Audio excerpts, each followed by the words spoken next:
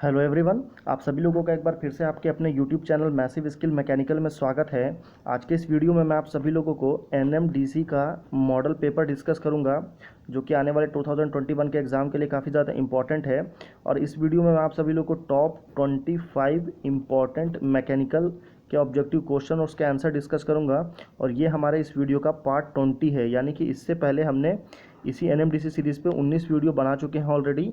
अगर आपने नहीं देखा है तो आप हमारे चैनल के प्लेलिस्ट में जाके देख सकते हैं, ठीक है। और मैं आपको बता दूं कि अगर आपको इस वीडियो का फ्री में पीडीएफ चाहिए, यानी कि आपको ये 25 क्वेश्चन जो मैंने मैकेनिकल के ऑब्जेक्टिव के टॉप 25 क्वेश्चन सेलेक्ट किया हूँ, इसका आपको फ्री में पीडीएफ चाहिए तो वो आपको हमारे टेलीग्राम ग्रुप में मिल जाएगा, ठीक है। तो उसके लिए आपको हमारे टेलीग्राम ग्रुप को ज्वाइन करना पड़ेगा, और उसको ज्वाइन करने का जो लिंक है वो आपको इसी वीडियो के डिस्क्रिप्शन बॉक्स में मिल जाएगा, ठीक है। तो चलिए फिर बिना किसी देरी के शुरू करते हैं कि हमारा पहला क्वेश्चन है कि which of the following is a higher pair, belt and pulley, turning pair, screw pair या स्लाइडिंग पेयर। तो बेल्ट जो आपका इसमें से कौन सा हायर पेयर है, तो हायर पेयर में क्या होता है, हायर पेयर में या तो लाइन कांटेक्ट होता है या पॉइंट कांटेक्ट होता है, ठीक है। वहीं अगर यहाँ पे हायर पेयर की जगह लोअर पेयर होता है तो लोअर पेयर में क्या होता है, सरफेस कांटेक्ट होता है। तो यहाँ पर कौन सा कांटेक्ट है, यहाँ पे लाइन कांटेक्ट है, यहाँ पे लाइन कांटेक्ट है ना, ये लाइन कांटेक्ट है। तो इस वजह से ये कौन सा है, हायर पेयर क्या है, बेल्ट एंड पुल्ली, ठीक है। तो option number A is a correct answer. मेरा क्वेश्चन का बताने का पर्पस आपको क्वेश्चन को एक्सप्लेन करना है, ना कि मुझे उसको रटाना, ठीक है। तो अगले क्वेश्चन में चलते हैं। क्वेश्चन नंबर 2 है कि the Coriolis component of acceleration acts along the sliding surface perpendicular to the sliding surface, या at 45 degree to the sliding surface, या the parallel to the sliding surface. तो कॉर्यूलियस कंपोनेंट ऑफ एक्सेलरेशन जो है वो किस पे act करता है, वो करता है perpendicular to the sliding surface, यानी कि option number B is a correct answer. तो परपेंडिकुलर जो होता है वो क्या होता है, ये परपेंडिकुलर, ठीक है, कुछ इस तरह होता है, या तो इस तरह भी बोल सकते हैं, यह परपेंडिकुलर है, ठीक है। अगले क्वेश्चन में चलते हैं। क्वेश्चन नंबर 3 है, काफ़ी इंपॉर्टेंट है कि inversion of a mechanism is changing of a higher pair to lower pair, turning its upside down, या obtaining by different different links in a kinematic chain, या obtaining by reversing the input and output motion. तो inversion जो होता है mechanism में वो क्या होता है, वो होता है obtaining bye fixing different link in a kinematic chain. अलग अलग चैन में अलग अलग लिंक डिफरेंट फिक्स करने से इन्वर्जन मिलता है, यानी कि option number C is a correct answer. Question number 4 में चलते हैं कि when the nature of a contact between the elements of a pair is such that it can only slide, ठीक है, स्लाइड रिलेटिव टू अदर, तो pair is known as screw, spherical, turning या sliding. तो slide करता रहा है तो कौन सा पेयर बनेगा, स्लाइडिंग पेयर, ठीक है। अब ये स्लाइडिंग पेयर कहाँ पे बनता है, तो ये बनता है आपका पिस्टन और सिलेंडर के अंदर में। इंजन के अंदर जो होता है ना, आपका आईसी इंजन के अंदर में जो पिस्टन होता है और सिलेंडर होता है, तो ये जब आपस में एक दूसरे में क्या होता है, ये स्लाइड होता है ऊपर नीचे, है ना, तो इसको स्लाइडिंग पेयर बोलते हैं। तो ये स्लाइडिंग पेयर का एग्जाम्पल हो गया, ठीक है। अगले क्वेश्चन में चलते हैं। क्वेश्चन नंबर 5 है कि in a gear having involute teeth, अगर किसी गियर में कोई टीथ जो है वो इन्वॉल्यूट है, तो normal to the involute is tangent to the pitch circle, base circle, addendum circle या डिडेंडम सर्कल। तो अडेंडम और डिडेंडम तो हो ही नहीं सकता, क्योंकि अपर साइड का है और ये लोअर साइड का है। तो इन्वॉल्यूट के लिए जो सर्कल होता है वो हमेशा होता है बेस सर्कल, ठीक है। तो option number B is a correct answer, ठीक है। अभी बेस सर्कल कहाँ पे होता है, ये आपको दिखाता हूँ। ये आपका इन्वॉल्यूट टीथ का डायग्राम है, ये दो टीथ हैं, ठीक है, और यहाँ पे जो सर्कल बन रहा है ये आपका बेस सर्कल कहलाता है, ठीक है। अगले क्वेश्चन में चलते हैं। क्वेश्चन नंबर 6 है, काफ़ी ज़्यादा सिंपल क्वेश्चन है कि the critical pressure ratio is given by P1 initial pressure, P2 जो है pressure of steam eight throat, या क्रिटिकल प्रेशर। तो क्रिटिकल प्रेशर रेशियो क्या होगा, तो वो होता है आपका P2 बाई P1, ठीक है। तो ऑप्शन नंबर सी देख लीजिए, P2 बाई P1 कहाँ है, यहाँ पर है, तो C is the correct answer, ठीक है। क्वेश्चन नंबर 7 में चलते हैं कि stage efficiency is also known as diagram efficiency, nozzle efficiency, gross efficiency, या नॉन ऑफ दिस। अगर यहाँ पे स्टेज की जगह पे क्या रहता है, ब्लेड, ठीक है। तो ब्लेड इफिशियंसी में क्या रहता है, blade efficiency is equal to diagram efficiency, पर स्टेज इफिशियंसी दिया है तो स्टेज इफिशियंसी का मतलब क्या है, वो है एक ग्रॉस इफिशियंसी। तो option number C is a correct answer. इस क्वेश्चन का राइट आंसर ग्रॉस इफिशियंसी है। अगर स्टेज इफिशियंसी की जगह में ब्लेड इफिशियंसी होता तो उसका मतलब डायग्राम इफिशियंसी होता, ठीक है। अगले क्वेश्चन में चलते हैं। क्वेश्चन नंबर 8 है कि the friction present between the steam and the nozzle surface reduce to the heat drop by 10 to 15%, 15 to 25%, 25 to 40%, या 40 to 60%। तो फ्रिक्शन जो होता है वो नोजल के सरफेस में कितना होता है, कितना डिग्री तक हीट रिड्यूस कर देता है, तो वो करता है आपका 10 to 15%, यानी कि प्रतिशत में, परसेंट मतलब प्रतिशत, 10 से 15% तक हीट जो है वो रिड्यूस कर देता है, ठीक है। और नोजल कुछ तरह दिखता है, देखिए नोजल के कुछ इस तरह के प्रकार हैं, ये भी एक नोजल है, ये भी एक नोजल है, ये भी एक नोजल है, ये सारा नोजल के पार्ट्स हैं। नोजल का बेसिक पर्पज़ क्या है, ये हाई प्रेशर को लो प्रेशर में कर देता है और लो वेलोसिटी को हाई वेलोसिटी में कन्वर्ट कर देता है, ठीक है। कुछ इस तरह का काम करता है, इसका वर्किंग प्रिंसिपल यही है, ठीक है। क्वेश्चन नंबर 9 में चलते हैं कि expansion of steam in a nozzle follows Carnot cycle, Rankine cycle, Joule cycle, Stirling cycle. तो expansion of steam in a nozzle जो है वो क्या फॉलो करता है, वो करता है आपका रैनकाइन साइकिल, ठीक है। रैनकाइन साइकिल मतलब ये रैनकाइन साइकिल का कर्व इस तरह रहता है, ये देखिए जो कर्व है ना, ये रैनकाइन साइकिल का कर्व है, ठीक है। तो ये जो है रैनकाइन साइकिल है, ये इसका एग्जांपल है, ठीक है।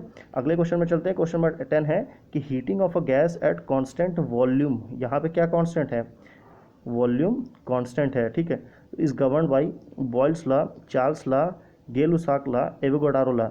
तो बॉयल्स लॉ में क्या कांस्टेंट होता है, टेम्परेचर, चार्ल्स लॉ में प्रेशर और गै-लुसाक लॉ में वॉल्यूम, ठीक है। तो option number C is the correct answer.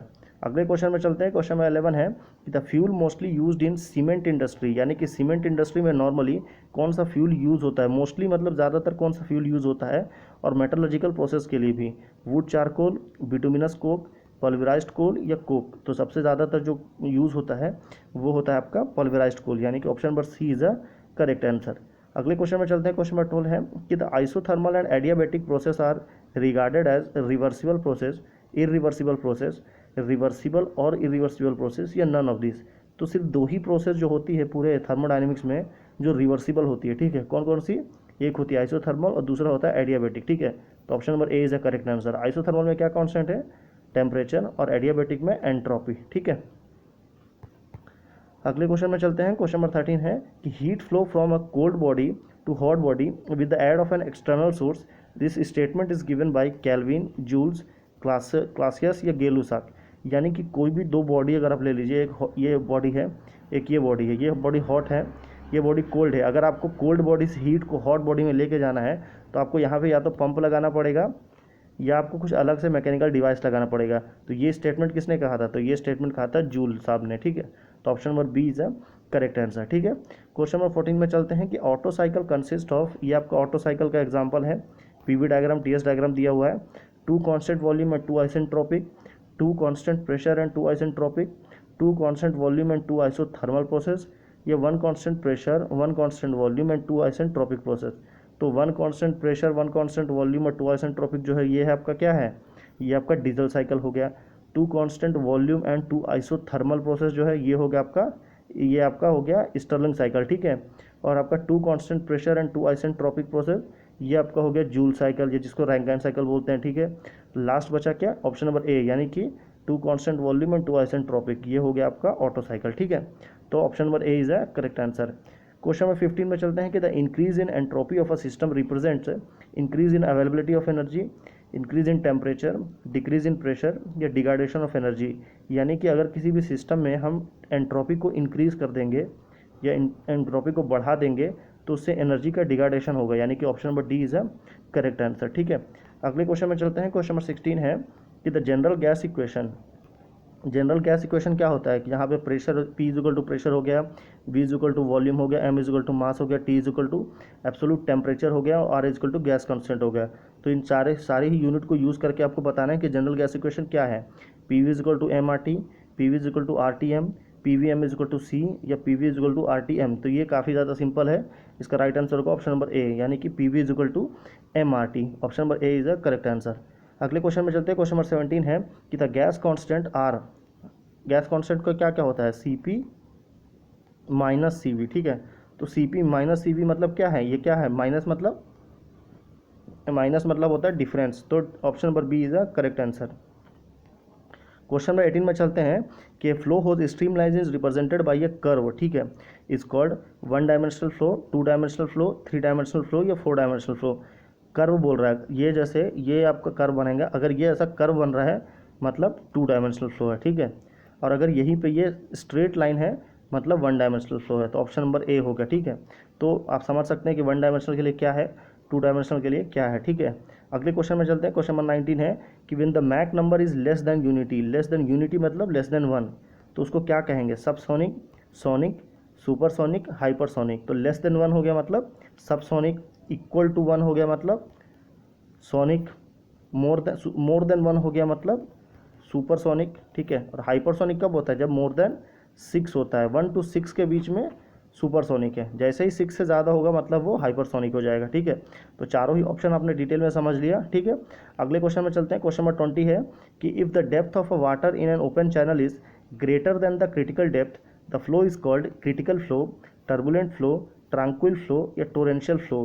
तो ग्रेटर देन बोल रहा है, अगर ग्रेटर देन है मतलब ट्रांक्विल फ्लो है। ठीक है, यही ग्रेटर की जगह में अगर ये लेस देन होता है तो क्या होता है, लेस देन का मतलब टोरेंशियल फ्लो होता है। तो option number D is the correct answer होता है लेस देन के केस में। तो यहाँ पे क्या है, ग्रेटर देन, तो ग्रेटर देन मतलब ट्रांक्विल फ्लो। ठीक है, अगले क्वेश्चन में चलते हैं। क्वेश्चन नंबर 21 है कि the liquid use in manometer should have low density, high density, low surface tension, high surface tension. ये आपने मैनोमीटर आपने ज़रूर देखा होगा कहीं ना कहीं पे, ये प्रेशर मेजरिंग के लिए काम आता है। हाई प्रेशर को मेज़र करते हैं मैनोमीटर से। तो मैनोमीटर के अंदर में जो एक लिक्विड यूज़ होता है, ठीक है, तो उस लिक्विड में क्या होना चाहिए, क्या व्हाट शुड हैव। ठीक है, तो उसमें क्या होना चाहिए, हाई सरफेस टेंशन, यानी कि option number D is a correct answer. ठीक है, अगले क्वेश्चन में चलते हैं। क्वेश्चन नंबर 22 है कि the Cipolletti weir is a rectangular weir, triangular weir, trapezoidal weir या सर्कुलर वियर। तो कीपोलिटिव वियर जो होता है वो होता है आपका ट्रेपेजोइडल वियर। ठीक है, तो ये आपका ट्रेपेजोइडल है। किस तरह का ट्रेपेजोइडल होता है, ये कुछ अलग अलग पार्ट्स दिया हुआ है, अलग अलग डायग्राम में ये ट्रेपेजोइडल का एग्जांपल दिया है। ठीक है, अगले क्वेश्चन में चलते हैं। क्वेश्चन नंबर 23 काफ़ी ज़्यादा इंपॉर्टेंट है कि when a body is placed over a liquid it will float. अगर हम क्या बोला है, when a body is placed over a liquid, मान लीजिए ये पूरा जो कंटेनर है इसमें पानी भरा हुआ है। ठीक है, ठीक है, और यहाँ पे हमें क्या बोल रहा है, बॉडी को प्लेस कर देते हैं, यहाँ पे एक बॉडी को डाल दिए। अगर ये बॉडी जो है ये आपका फ्लोट हो रहा है, फ्लोट मतलब तैर रहा है। ठीक है, ये पानी के अंदर में तैर रहा है, तो उस केस में क्या होगा, gravitational force is equal to upthrust of the liquid. Upthrust मतलब जो ऊपर की ओर खींचता है, जिसको हम बॉयंसी बोलते हैं, अपथ्रस्ट को मतलब बॉयंसी। ठीक है, और ग्रेविटेशनल मतलब जो नीचे की ओर खींचता है। ठीक है, ग्रेविटेशनल ऐसा होता है, gravitational force is less than the upthrust of the liquid, gravitational force is more than the upthrust of the liquid, या नन ऑफ दिस। तो इस केस में क्या होगा, जैसे ग्रेविटी फोर्स जो है अगर ज़्यादा होगा, ग्रेविटी अगर ज़्यादा होगा तो क्या होगा, बॉडी जो है वो नीचे डूब जाएगा। वहीं ग्रेविटी अगर कम होगा और अपथ्रस्ट ज़्यादा होगा तो वो फ्लोट होगा। तो उस केस में क्या होगा, gravity force is less than upthrust of the liquid. ठीक है, अगले क्वेश्चन में चलते हैं। क्वेश्चन नंबर 24 है कि the pressure of a liquid measured with the help of a piezometer tube is vacuum pressure, gauge pressure, absolute pressure या atmospheric pressure. यानी कि पीजोमीटर ट्यूब से कौन सा प्रेशर मेज़र किया जाता है। क्वेश्चन का कहने का मतलब ये है, तो पीजोमीटर ट्यूब से जो मेज़र करते हैं वो करते हैं गेज प्रेशर, यानी कि option number B is a correct answer. Last question में चलते हैं। क्वेश्चन नंबर 25 है कि ratio of inertia force to viscous force is called Reynold number, Froude number, Weber number या यूलर नंबर। तो उस रेशियो को क्या बोलते हैं, उसको बोलते हैं रेनॉल्ड नंबर। अगर विस्कस फोर्स दिख रहा है तो मतलब रेनॉल्ड नंबर है, अगर कोई और फोर्स दिख रहा है जैसे फ्राउड नंबर है तो वो क्या है, ग्रेविटी के केस में इनर्शिया बटे ग्रेविटी हो गया तो फ्राउड नंबर। वेबर नंबर कब है, इनर्शिया बटे सरफेस टेंशन। यूलर नंबर क्या है, इनर्शिया बटे प्रेशर। ठीक है, तो आपको सारे ही नंबर आपको बहुत अच्छे से याद होने चाहिए, क्योंकि एक नंबर के फंसने के चांसेस हमेशा रहते हैं। ठीक है, लास्ट क्वेश्चन है क्यू फॉर यू, यानी कि क्वेश्चन फॉर यू।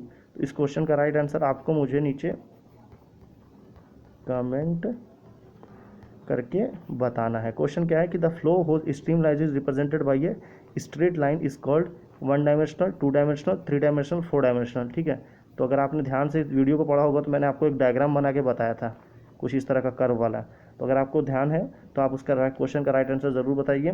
फिर मिलते हैं आपसे अगले वीडियो में। और हाँ, अगर आप एनएमडीसी का प्रिपरेशन कर रहे हैं तो प्लीज़ आप हमारे चैनल को सब्सक्राइब करके हमारी फैमिली में ज़रूर जुड़ जाएँ, ताकि आप हमारी कोई भी वीडियो को बिल्कुल भी मिस ना करें। ठीक है, और बता दूं पहले लास्ट में कि पीडीएफ चाहिए तो ये हमारा पीडीएफ का लिंक नीचे आपको मिल जाएगा। यहाँ पे सारे क्वेश्चन का आंसर भी मैंने दिया है, ताकि आपको फ्यूचर में अगर आपको याद करके उसको रिवाइज करना हो तो आपको काफ़ी